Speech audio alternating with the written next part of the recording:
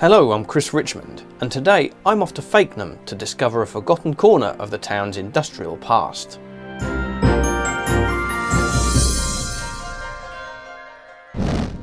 Now, if I were to ask why people should come to Fakenham, the chances are you'd say horse racing, the market on a Thursday, but probably not a lot else.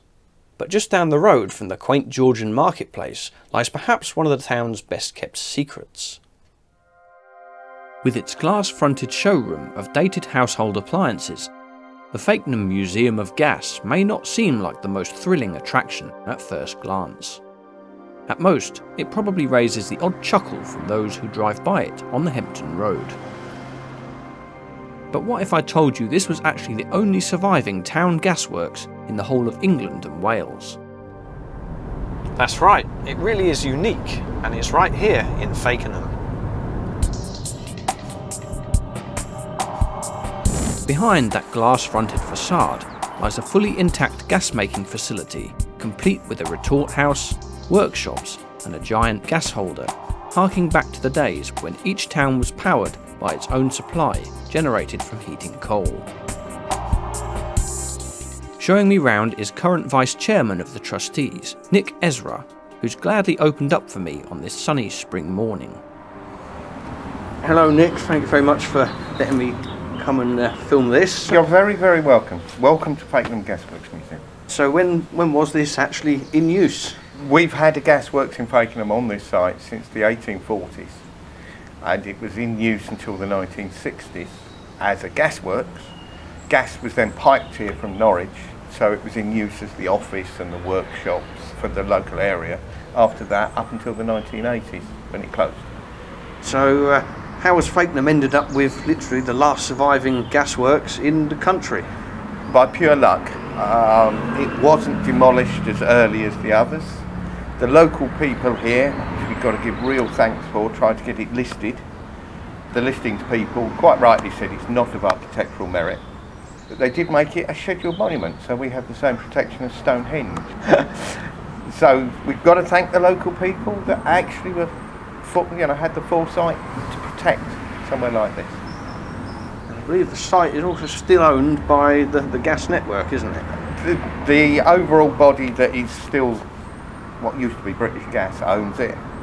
We as a charity just operate a museum within it and liaise with them. They've been very, very supportive, very, really good landlord. So what can visitors expect to see here when they come and visit the museum? It's as it was when they walked away. So we have all of the stuff and how to make gas, the retorts, the gas holder, which everyone remembers. We also have displays of water heaters and cookers and gas fires, what the engineers were using, the tools and the gas meters and things like that. So we hope it's a good coverage of both the technical and the social history of the gas industry. Right, so can we have a look around? Yeah, well, shall we start and walk around the process, and I can explain to you as we go. Off we go then. A number of buildings are sprawled across the site, but before the gas can be created, raw materials need to arrive on site. So this is the Coalyard.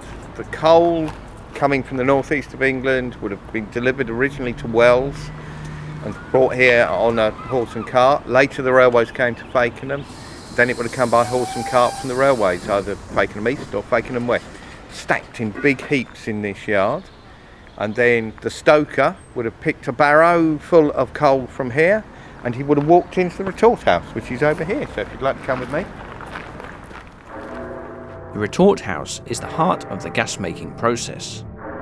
This is where the magic happens. This is where you turn coal into gas and all the byproducts that we can get from gas.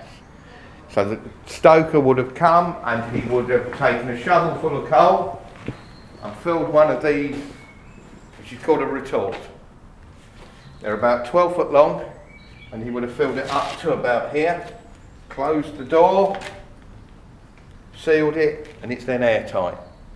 The furnace underneath is coke powered, and it would have heated this up to 1000 Fahrenheit, which is about 540 degrees Celsius.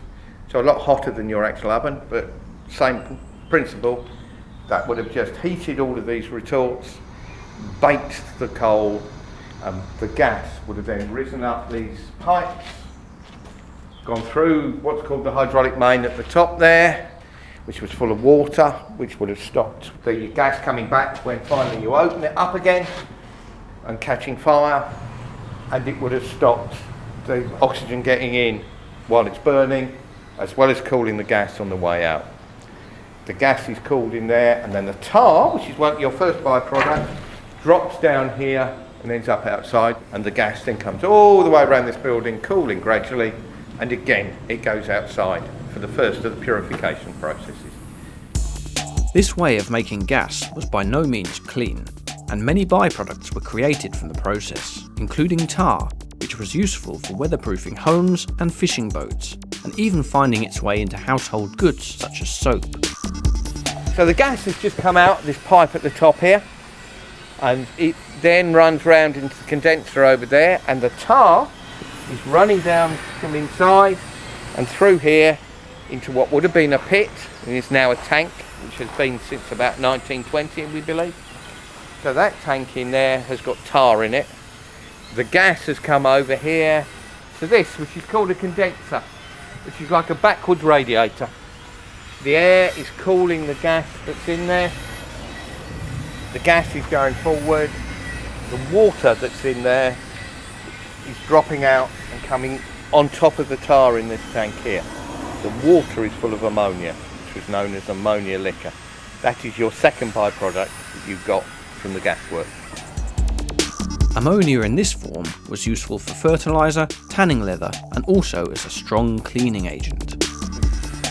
Gas now is coming through a washer, which gets the remnants of the tar out, and then goes on further through the works for further purification.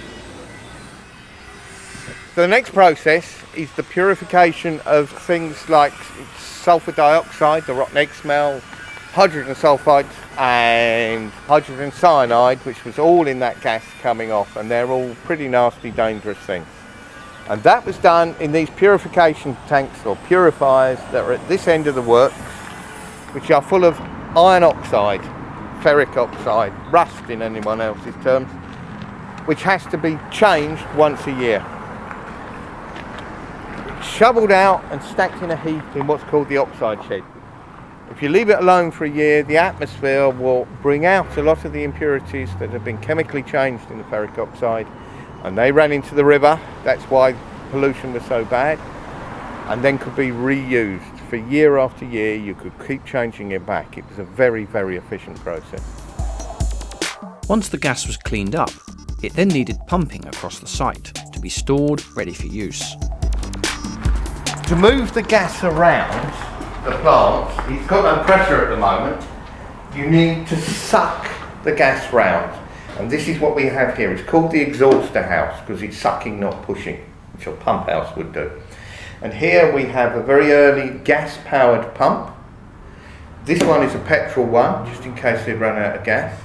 And later on they put an electric one in as well.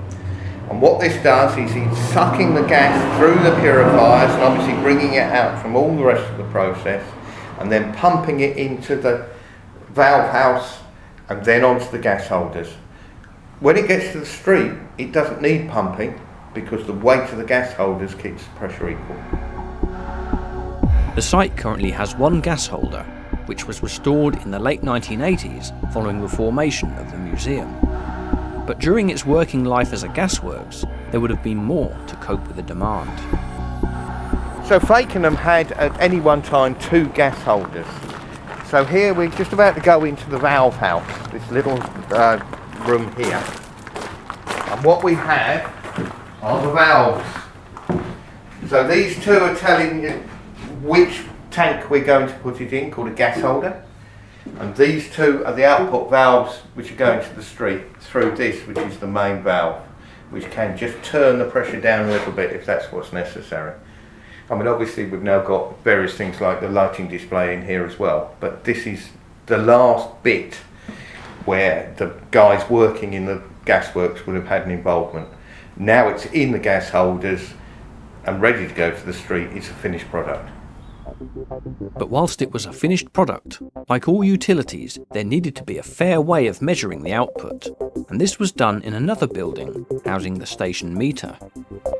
We have here what was called the station meter. So you measured every cubic inch of gas you made. You need to know how much you've made so that you can compare it with the bills you're sending out. Make sure no one's nicking it or you've got a leak. And that's this wonderful, great meter here. A bit different to your domestic meter. The office would have looked after, but just look at our dial. That is just a splendid thing. Whilst the volume of output could be measured consistently, the calorific value of the gas varied drastically and had to be fairly regulated. This was done in another room across the courtyard, where the gas underwent a series of tests. The last part of the process was very technical, and it just shows how clever very ordinary working men were expected to be. This is called the Calorimeter Room. It's actually a small laboratory. Later on they put a shower in here for the workers, but this is what you would have had. This is a hand calorimeter, called a Boy's gas calorimeter. It tells you how much energy is actually in the gas you're selling. And then the law tells you within bandwidths what you're allowed to sell. And you work it out on the gas bill, the calorific value as an average over a month or a quarter. We were lucky in this Gasworks, we had some automatic ones, but still 4 times a day they had to do it by hand.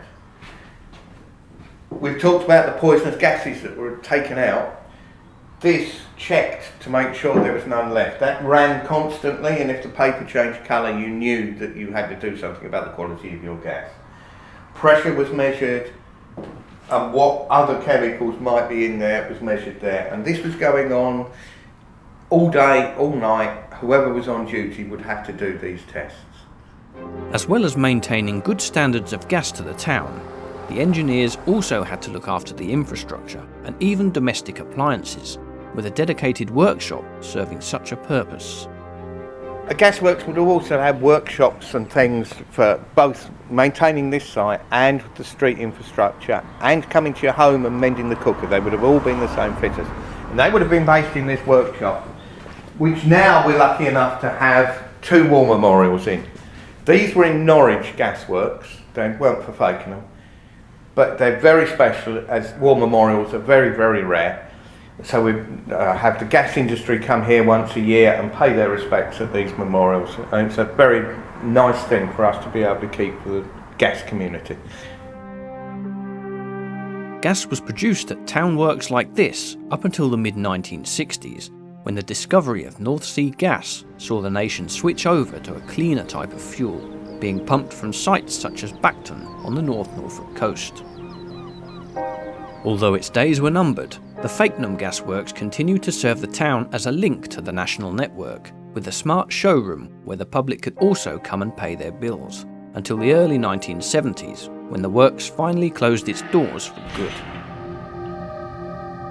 Luckily, negotiations were soon underway between the Secretary of the Norfolk and Norwich Archaeological Society and British Gas, who granted a 125-year lease to the Norfolk Historic Buildings Trust, leading to the fascinating museum we see today. If you come to Fakenham Gas Museum, which I hope you will, you'll also see in our workshops we have displays of gas meters and gas fires and gas cookers. We've got gas fridges, gas tumble dryer, all sorts of domestic things, which I think you'll all find interesting.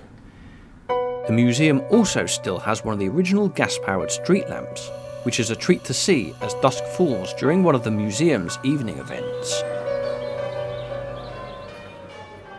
So there we have it, one of Fakenham's and indeed the country's unique industrial relics, and well worth seeing, whether it's for the nostalgic appliances or a glimpse into the grimy, sooty lifestyle of the town's gas engineers. Perhaps next time you're in town, go and support Nick and his team of volunteers by visiting this fascinating piece of local heritage. Thanks for watching.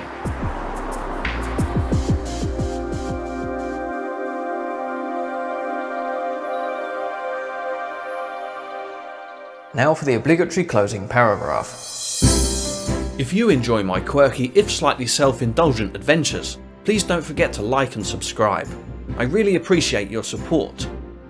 Thanks for watching, and goodbye.